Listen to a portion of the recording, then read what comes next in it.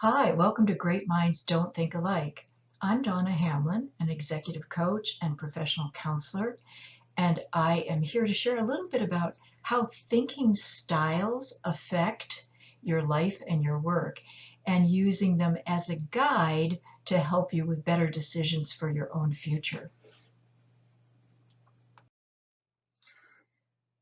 What we need to do to start this is to understand that diversity of thought, how we think about problems and how we come at subject matter, differs by each of us. We need a deeper understanding of that diversity of thought.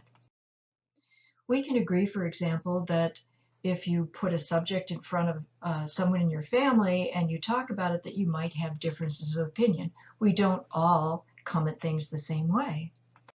So if you take this as an example of a xylophone, imagine that you are either a husband or a wife of a family that has two young twins, let's say 4 years old, and you give them this xylophone as a present at Christmas time.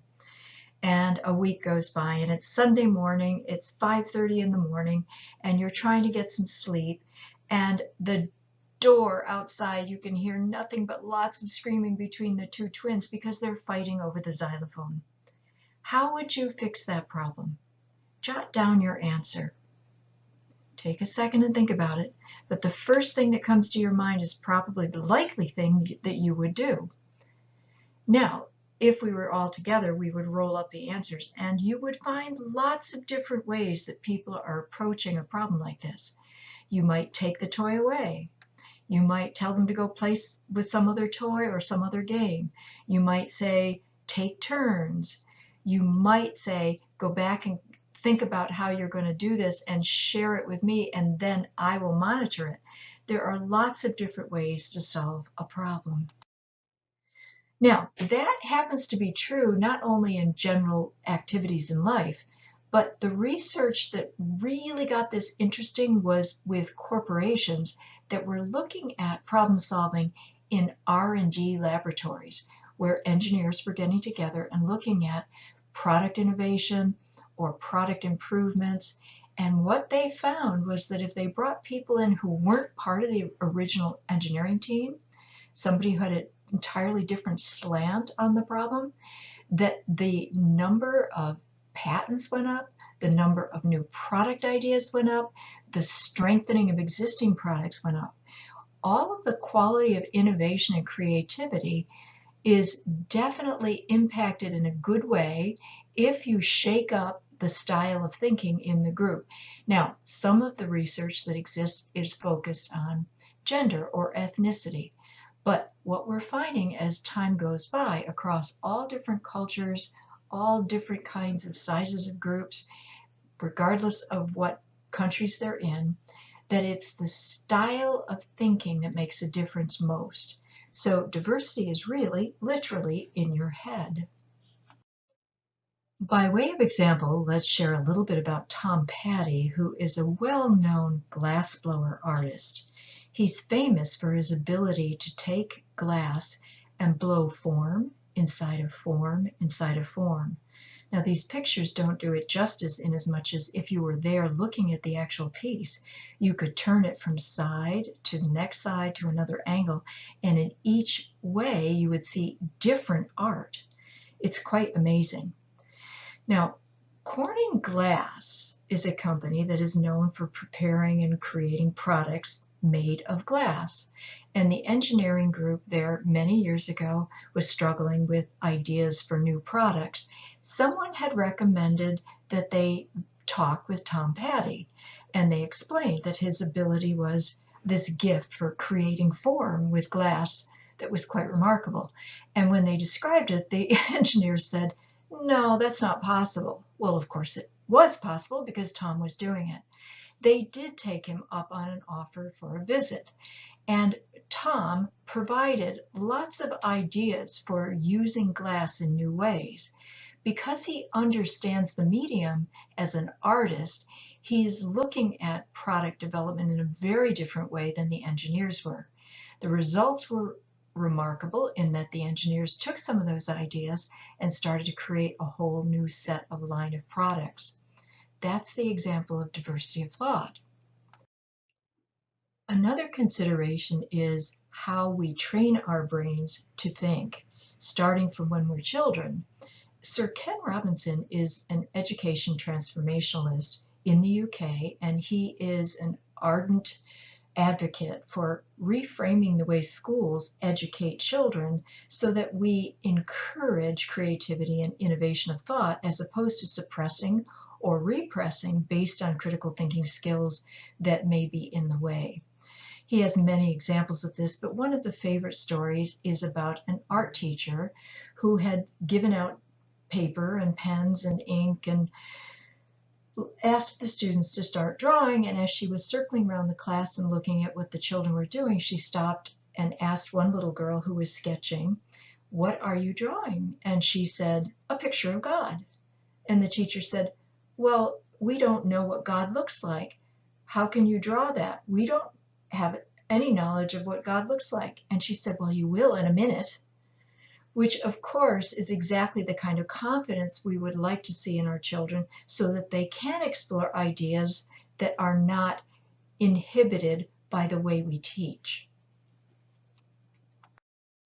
What's helping us understand styles of thinking is neuroscience today, which is looking at how our brains are wired and how that informs our styles of thinking.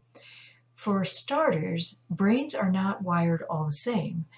There is a leaning towards looking at white matter versus gray matter in the brain and the number of lanes there are in the brain wiring. More often you see women's brains wired with 8 lanes, whereas men's are 4 lanes. The 8 lanes are bidirectional, whereas the 4 lanes are one directional. Now, the reason for understanding this impact is that if you have 2-channel waves going, that the proclivity or the ability to do multitasking, think about several things at the same time and integrate the problem into a more holistic solution, is oriented based on that kind of brain, whereas the gift of someone who has more of a one-directional is that they are very able to look at deep concentration on one topic at a time, move it over, and then stay very focused on the next. Neither of these are wrong, they're just different, and how you apply that to what the task is at hand is the appropriate question to look at. Now, having said all of that, it's also true that even more recent science is saying you don't like your brain the way it is, you can change it. And there are disciplines that you can create that will establish new neural networks and changes in brain patterns to create a different style for yourself. And these are a couple of examples of books that are out now, taking a look at the science for this and what you could do if you would like to test yourself against some new patterns. Yet again, this is a new book that's coming out. It's not out yet, from a neurostrategist, Steven Feinberg, who is coming up with a new name for the book. It hasn't been named yet, but it is about busting up the patterns in yourself and how you think so that you can expand opportunities. And what he's done is interview more than 150 known people who have done some amazing changes, pivots, incredible differences in new markets or new approaches to a problem, and interview them to understand how did they think and what was the breakthrough and how did it occur, so that we could create ways for ourselves to bust up our own styles and change those in new ways that are helpful to us. Now let's talk about how that applies to you. We've done research to take a look at the personality dimensions that tend to be the dominant ones, and there are 4. One is a bias towards action. How do we get it done and when do we get it done? Process, which is what mechanisms do we use or create that allow us to get it done? People is about who should do it, and strategy is what is it we should be doing. Now, let's look at those in a little bit more detail. The action bias is for people that are affectionately known as the producers. Their focus is getting things done. Their speed is quick. They think about the incremental steps, and so they tend to look at those as short-term, then the next one, then the next one. They are oftentimes known as the long ranger. Their style is high work ethic, They don't like to take time for anything that's off task. So if you were taking a seminar or even listening to me talk, it would not be on the point of the enterprise, and so they tend to get frustrated or distracted by things like that. They're very good at managing crises because they're organized and they work long hours, they come in early, they stay late, and they don't like meetings that are not necessary or are distracting from the point of the enterprise or their task in front of them. Their major complaint is, if we had more time, we get more done. Now compare that to someone who's more about the process orientation, who are affectionately known as the administrators, in a good way. Their focus is on detail, so they slow down a little bit to get the process right. So their vision is incremental, it's more narrow, and they're oftentimes known as bureaucrats in a positive way because they're trying to create reliable systems that will work over time that people can count on. Their style personally is to be repeatable and understood, so they come in at the same time, they leave at the same time. They're very predictable people. Their desk is organized, and they primarily know that if there were better rules and if people actually adhered to them, we'd get more done. Now, a strategy person is an entrepreneurial type. Their focus is about change. Their speed is fast. They think wide. They're known affectionately as arsonists because they like to blow things up that are even working just for the fun of experimenting with another way to do it. Now, that type of person doesn't have a particular fixation on agendas. They don't necessarily respect the time of a meeting because if they're on the flow of a great discussion on something, they want to stick with the topic as opposed to move to something else. They talk a lot. They like fires because they believe anything is possible to fix it, and they like to come in and do that. They change their minds a lot, and they could get people working. It's hard to work for a change management person like this who changes his or her mind all the time. They'll come in and say, you know, that project you were working on for 8 hours, forget about it. I changed my mind. You can't change it. I changed it myself. Ha, ha, ha. So they're tending to overload subordinates sometimes because they have 90 ideas before breakfast. So their primary complaint is, if we had more good ideas, we'd get more done. By contrast, the people-oriented ones are integrators. They're all about teamwork. They tend to slow down a little bit to create the processes and pick the right people to get things done, but their vision is wide, and they are a super follower to the person who is the strategic one. They go hand in hand very well because while the strategy person might have 90 ideas, the people-oriented people know exactly how to get it done. They're really good at incubating projects, organizing the steps, making sure the right people are on the task, and they are great at keeping everyone whole and organized and accomplished. And their complaint is typically, if we had better planning, we'd get more done. Now, the last is somebody that's oftentimes known as deadwood. They're there for survival. They don't actually have a vision or speed. They just keep a low profile and show up and then leave. Now, I'm not suggesting any of you listening to this are that, but if you've ever worked in an organization where there is deadwood, you certainly see that. But at least they don't have any complaints.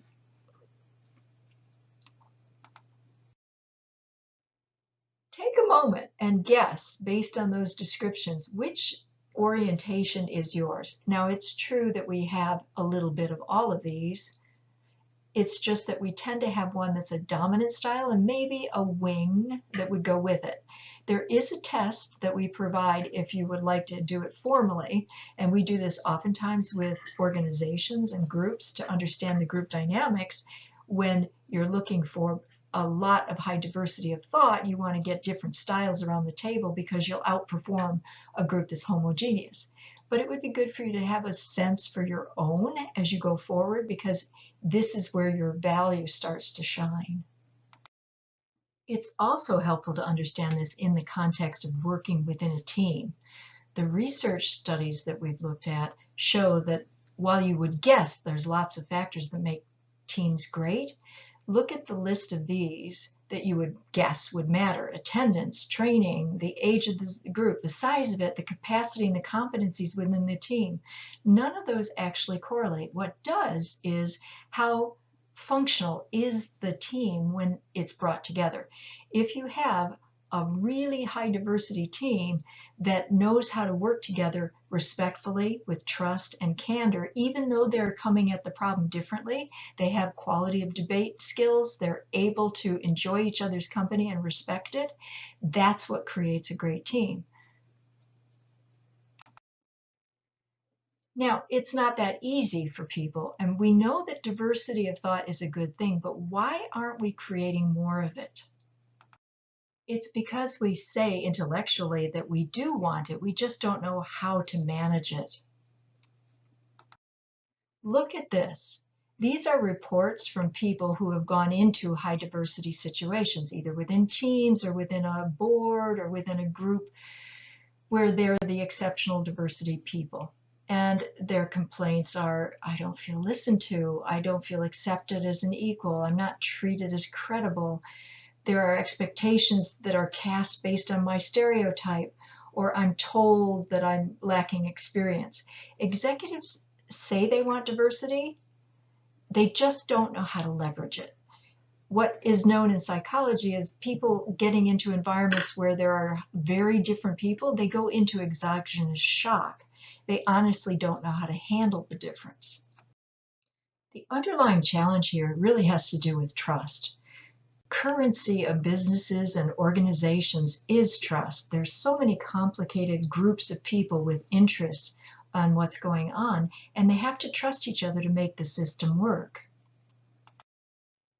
Unfortunately, we're not wired, historically or today, for trust. We are wired to protect ourselves. We were when we were in survival mode, and we are still wired to not automatically trust, which creates all kinds of problems for us in the way that we unconsciously or consciously have biases of protection against things that are different than ourselves. Now, there's been a lot of discussion of late, I'm sure you're all reading about it, on the idea of diversity, and this is a statement by Justin Trudeau in Canada when he acclaimed recently that diversity is a fact, inclusion is a choice. Now that's a pretty profound statement, and we would agree with him, I certainly do, except that I'd like to make a friendly amendment to it that diversity is a fact. However, inclusion is a competency. It's not something we're gifted with naturally. We have to develop it and become highly capable at it. And if you want to be a good person in your work, good person in your family life, and if you want opportunities for leadership, developing your capability and your competency and inclusion is going to make a difference for you. Now, how do you do that? Here are some suggestions related to personal disciplines, things that you can do all by yourself at home. Read articles and books from authors with whom you disagree. Do not read the stuff that supports what you believe. Read the stuff that contests what you think. It will discipline the way you think. Go ahead and ask people for their opinions when you know they're going to tell you something you really don't want to hear. It will test your tensile strength for taking on alternative thinking. Create a new discipline where you challenge yourself with the 3-to-1 ratio, which is ask 3 questions for every 1 declaration that you make. When you're making more inquiries than you are declarations, you're learning, which is creating more flexibility for you. Ask questions constantly until you understand before you declare a conclusion. Informed inquiry will make your solutions stronger. Practice and try and improve your discipline on objectivity, where you are trying to actually process what you're told in a way that allows you to make qualified decisions, not just subjective interpretation. Constantly look for truth and speak only what you know is facts-based or truthful. And then test yourself with flexible thinking games and tools. There are a lot of them out in the market now that are trying to help people think at different challenges from different angles. The suggestions here are all about creating more elastic thinking. two authors that are popular right now are writing about this, and the two books are The Agile Mind and Elastic Flexible Thinking. What they both are suggesting are trying things for yourself that bust up some of the patterns that you may have by changing your environment, trying new things, questioning the way you think, and being more spontaneous and mixing things up a bit, just to bust the patterns. Now, to take it in more detail, what this is about is creating more cognitive diversity. So if we take changing things up as a first, take a vacation, take a walk around the block, take a coffee break, or just at least a movement break, so that you change the context of your environment, you're going to feel a mind shift if you do this. Exercise can also help you because it gives you a mental boost. Try visiting arts or museum displays or places that have things you've never seen before. It will put you in a different frame of reference. Another thing is to try new things. Learn to dance, pick up a new language, cook a recipe. There's a study that was done that older adults who participate in a variety of new and stimulating activities over a 3-month period show a significant gain in creativity and problem-solving ability. And there are markers of fluid intelligence when compared to a control group. Mental flexibility is aided by novelty, and that contributes to your brain growth and the development through a lifetime. Talk to strangers, practice brain teasers, do things that are going to test you in these new ways. It would be good to just develop a habit of trying little brain teasers like this one daily. Just give yourself a few minutes every day that is your personal time to test your own brain. This is a fun little exercise. It doesn't take long unless you really can't figure it out, which you can take and do at home. What we're trying to do is encourage this cognitive diversity. So another thing you can take a look at is how you think and the words you use.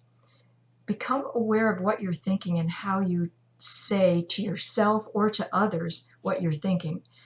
Don't attach or lock into one way of thinking.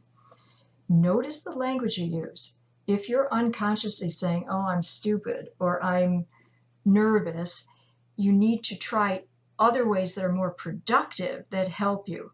I'm feeling a little uncomfortable, and here's what I'm going to do about it is different than calling yourself stupid.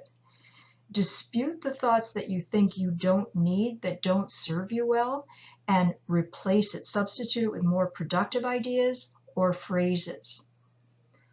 Try mixing up how you think. Plan, concentrate, use the disciplines that you already do, but then go away, step away from what you've been focused on for an hour and take a walk.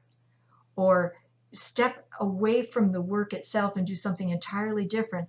It will still be working in the back of your mind, but it will let you use an unfocused way of thinking about it. Some of the best ahas happen when you're not focused on the problem directly. Try being spontaneous. Change up your regular routine. Take an evening walk. Occasionally drive a different direction when you're going to work or going to a place than your routine. Change the order of the things you do in the course of a day. Bust up your routines. It does make a difference when you mix up the way you think. The group discipline is a little bit different, but the idea here is to build teams that are deliberately made up of diverse thinkers. Make sure that you've got the communication skills and the effectiveness of good team dynamics so that you can leverage that diversity, which means develop really good team listening skills, appreciative inquiry skills, which is asking all those questions, creating an emotionally intelligent group that fits well socially, and has the ability to have conversations that are authentic and candid within a peer group. And make sure that you're onboarding people to engage with each other in effective ways. Now, here are some of the reasoning behind why this is so valuable for the group level. This is data that has just come out from a book written by Jorge Tittinger and his colleague Pedro Espinoza on research around why difference matters. Look at this data, 3,000 companies publicly traded that were studied for the link between inclusion practices and innovation, both in products and services, improvements in financial performance, returns on investments made, corporate valuations going up. This was all based on interviews with extensive executives of both men and women reporting that the outcomes tied to diversity and inclusion make a huge difference. And of course, at the individual level, it's important. These tips are not only to help your brain to bend, leaving you feeling more resilient and creative, but it's also to help you be on track towards the loftiest goals that you have for yourself. Understanding who you are, investing some time in yourself, and then becoming better and better every day is what we're all about as human beings. Mental flexibility is not arbitrary. It's grounded by our goals and our personal aspirations, and there's a balance between control and spontaneity. And when we're mentally agile and we do pursue our aspirations, and those goals sometimes get changed or modified, we learn from that situation what's possible about ourselves. We grow, we become better. With these ideas in mind, I would encourage you to take a walk and think a little bit about what will you do differently tomorrow for yourself, and what things could you do in your work team, whether you're a member of it or whether you're a leader of it, that will make a difference for yourself and others. Thank you for taking time on this and investing in yourself and your learning. If you have any questions after this, feel free to contact me for this and for any topic related to professional development and HR matters within an organization. That's what I'm here for. Thank you.